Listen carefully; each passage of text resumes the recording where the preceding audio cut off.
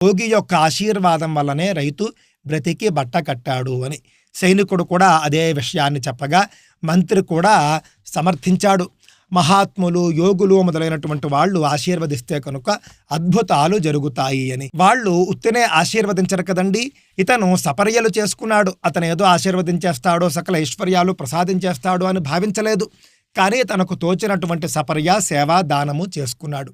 దానికి మెచ్చుకున్నటువంటి యోగి ఆశీర్వదించాడు. ఇక్కడ రైతు చేసినటువంటి కర్మ ఏదైతే ఉందో ఆ మంచి కర్మ, సత్కర్మ ఉంది చూసారా, ఆ సత్కర్మ రైతు యొక్క ఆపదను దూరం చేసింది, రైతును రక్షించింది.